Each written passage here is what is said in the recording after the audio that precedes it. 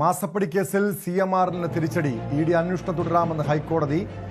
Civil നടപടികളുമായി ഇഡിക്ക് മുന്നോട്ട് പോകാം. സ്വത്ത് കണ്ടുകെട്ടലും അതിലുള്ള അന്വേഷണവുമാകാം. എന്നാൽ ക്രിമിനൽ നടപടിക്രമങ്ങൾക്ക് വിലക്കുണ്ടെന്നും ഹൈക്കോടതി വ്യക്തമാക്കി. തുടർ നടപടി സ്വീകരിക്കാൻ ഇഡി ഡയറക്ടർ രാഹുൽ നബിന്റെ നേതൃത്വത്തിൽ കൊച്ചിയിൽ യോഗം തുടരുകയാണ്.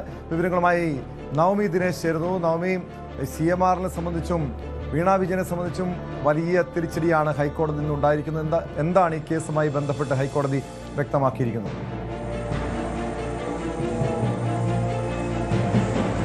ടോം, എന്തായാലും ഇഡിയുടെ അന്വേഷണത്തിന് ഹൈക്കോടതി പച്ചക്കൊടി കാണിച്ചിരിക്കുകയാണ്. ഇനി അന്വേഷണവുമായി മുന്നോട്ട് പോകാം, മറ്റ് തടസ്സങ്ങളൊന്നുമില്ല. നേരത്തെ തന്നെ നമുക്കറിയാം, ഹൈക്കോടതി സിംഗിൾ ബെഞ്ച് ഇഡി അന്വേഷണം തുടരാമെന്ന നിർദ്ദേശം നൽകിയിരുന്നു, ഉത്തരവ് നൽകിയിരുന്നു. അതിനെ ചോദ്യം ചെയ്തുകൊണ്ടാണ്, അല്ലെങ്കിൽ ആ ഒരു ഉത്തരവ് തടയണമെന്ന് ആവശ്യപ്പെട്ടുകൊണ്ടാണ് ഹൈക്കോടതിയെ CMR സമീപിച്ചത്. അതിന്റെ വിധി ഇന്ന് വന്നപ്പോൾ വിശദമായ വാദങ്ങൾ കഴിഞ്ഞ ദിവസങ്ങളിലൊക്കെ നടന്നിരുന്നു. അങ്ങനെ വാദപ്രതിവാദങ്ങൾക്കുള്ളിൽ ഒടുവിൽ ഇന്ന് രാവിലെ ഉത്തരവ് വരുമ്പോൾ കോടതി പറഞ്ഞിരിക്കുന്നത് സിംഗിൾ ബെഞ്ചിന്റെ ഉത്തരവ് ശരിവെച്ചിരിക്കുകയാണ്. ഈ അന്വേഷണവുമായി ഇഡിക്ക് മുന്നോട്ട് പോകാം എന്നൊരു തീരുമാനത്തിലേക്ക് എത്തുന്നു. അങ്ങനെ ഒരു ഉത്തരവ് വരുന്നു. ഇനി ഏറെ നിർണായകമാകുന്നത് ഇഡിയുടെ അടുത്ത നീക്കം ഇനി എന്തെന്നുള്ളതാണ്. എന്തായാലും CMRലും വീണ വിജയനെ സംബന്ധിച്ച് വലിയ തിരിച്ചടി തന്നെയാണ് ഉണ്ടായിരിക്കുന്നത്.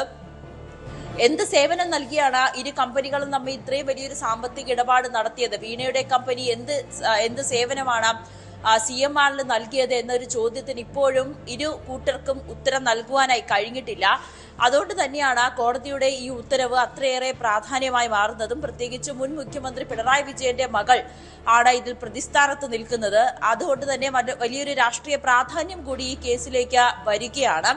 ഇനി ഇഡി ഉദ്യോഗസ്ഥരുടെ അടുത്ത നീക്കം ഏത് വിധത്തിനാണെന്നാണ് അറിയേണ്ടത്. ഇന്ന് രാവിലെ 10 മണിയോടുകൂടി, അതായത് ഈ വിധി വന്നതിന് ശേഷമാണ് ഇഡി ഡയറക്ടർ രാഹുൽ നവീൻ കൊച്ചിയിലെ ഓഫീസിലേക്ക് എത്തിയത്. ഇന്നലെ വൈകിട്ടോടുകൂടി തന്നെ അദ്ദേഹം ഡൽഹിയിൽ നിന്നും കൊച്ചിയിലെത്തിയിരുന്നു. ഇന്ന് രാവിലെയാണ് കൊച്ചി ഓഫീസിലേക്ക് എത്തിയത്.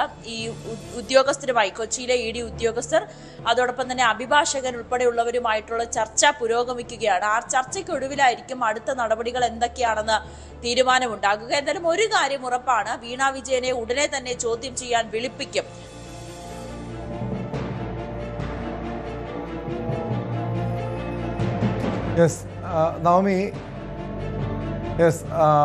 നവമി, അങ്ങനെയാണെങ്കിൽ ഇനി അറിയേണ്ടത് മറ്റ് നടപടികളുമായി മുന്നോട്ട് പോകാമെന്ന് ഇഡി ഹൈക്കോടതി വ്യക്തമാക്കിയിട്ടുണ്ട്. ഇഡിയുടെ നിർണായകമായിട്ടുള്ള യോഗം ചേരുന്നു. ഈ ചോദ്യം ചെയ്യൽ നേരത്തെ തന്നെ സമൻസ് അയക്കുന്ന കാര്യത്തിലൊക്കെ തീരുമാനമായതാണ്. ഇനി എന്നായിരിക്കും ചോദ്യം ചെയ്യലും മറ്റ് നടപടികളും ഉണ്ടാവുക? ഈ കേസുമായി ബന്ധപ്പെട്ട് കൂടുതൽ റെയ്ഡോ മറ്റ് നടപടികളോ ഇനി ആവശ്യമുണ്ടോ? സിംഗിൾ ബെഞ്ചിന്റെ ഉത്തരവിന് ശേഷമാണ് ഈ 12 ഇടങ്ങളിൽ റെയ്ഡ് വന്നത്. സിംഗിൾ ബെഞ്ച് ഈ അന്വേഷണവുമായി മുന്നോട്ട് പോകട്ടെ എന്നൊരു ഉത്തരവ് വന്നതിന് ശേഷമായിരുന്നു 12 ഇടങ്ങളിൽ ഇഡി അന്വേഷണം നടത്തിയത്, റെയ്ഡ് നടത്തിയത്. ആ അന്വേഷണത്തിൽ വിവിധ തെളിവുകളടക്കം ശേഖരിച്ചിട്ടുണ്ട്. പ്രത്യേകിച്ച് വീണയുടെ ഒരു ഫോൺ, ശശിധരൻ കർത്തയുടെ ഒരു ലാപ്ടോപ്പ് അടക്കമുള്ളവ ശേഖരിച്ചു. അത് ശാസ്ത്രീയ പരിശോധനയ്ക്കായി അയച്ചിട്ടുണ്ട്. വീണയുടെ വീട്ടിൽ നിന്നും ചില ബാങ്കുമായി ബന്ധപ്പെട്ട നിർണായക വിവരങ്ങൾ കൂടി കണ്ടെടുത്തു എന്നാണ് ഇഡി ഉദ്യോഗസ്ഥർ വ്യക്തമാക്കുന്നത്. ഇനി എന്താണ് ശശിധരൻ കർത്തയെയും വീണ വിജയനെയും ഒക്കെ ചോദ്യം ചെയ്യാൻ വിളിപ്പിക്കുന്നത്, അതിനുവേണ്ടി സമൻസ് അയക്കുന്നത് തീയതി മാത്രം അറിഞ്ഞാൽ മതിയാകും. ഈ ശേഖരിച്ച തെളിവുകളുമായി നിരത്തിവെച്ചുള്ള ഒരു ചോദ്യം ചെയ്യലായിരിക്കും ഇഡി അടുത്തതായി നടത്തുക. എന്നാലും ഇതിലൊരു നേരത്തെ തന്നെ നമ്മൾ ചർച്ച ചെയ്തതാണ്, അല്ലെങ്കിൽ വളരെ വിവാദമായതായിരുന്നു ഈ വീണ വിജയന്റെ വീട്ടിലെ റെയ്ഡ്. അതായത് മുൻ മുഖ്യമന്ത്രി പിണറായി വിജയന്റെ വീട്ടിലുള്ള റെയ്ഡ് നടത്തിയതിന് പിന്നാലെ ഉണ്ടായ ഇഡി ഉദ്യോഗസ്ഥർക്കെതിരായിട്ടുള്ള ആക്രമണം. അത് വലിയ രീതിയിൽ വീണ വിജയന് തിരിച്ചടിയാകുമെന്ന് തന്നെയായിരുന്നു വിലയിരുത്തൽ. അതുകൊണ്ട് തന്നെയാണ് ഈ അന്വേഷണവുമായി എത്രയും വേഗം മുന്നോട്ട് പോകുക, വേഗത്തിൽ അന്വേഷണം നടത്തുക എന്നൊരു തീരുമാനത്തിലേക്ക് ഇഡി ഉദ്യോഗസ്ഥരും എത്തി നിൽക്കുന്നത്. എന്തായാലും കോടതിയിലടക്കം ഈ അന്നുണ്ടായ അക്രമ സംഭവങ്ങളെല്ലാം ചൂണ്ടിക്കാട്ടിക്കൊണ്ടാണ് ഈ അന്വേഷണം തടയണമെന്ന് ആവശ്യപ്പെട്ടുകൊണ്ടുള്ള CMRന്റെ ഹർജിയെ ഇഡി പൂർണ്ണമായും തടഞ്ഞത്.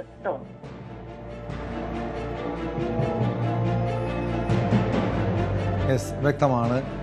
നവമി ദിനേശാണ് കൊച്ചിയിൽ നിന്നും വിവരങ്ങൾ നൽകിയത്. എന്തായാലും CMRന്റെ ഹർജി തള്ളിയത് അത് വലിയ തിരിച്ചടി തന്നെയാണ്. ഇനി ഒരു പക്ഷേ എന്തായിരിക്കും ഇഡിയുടെ തുടർ നീക്കങ്ങൾ ഈ കേസുമായി ബന്ധപ്പെട്ട് എന്താണ് എന്നാണ് അറിയേണ്ടത്. ഇഡിയുടെ നിർണായക യോഗം ചേരുകയാണ്.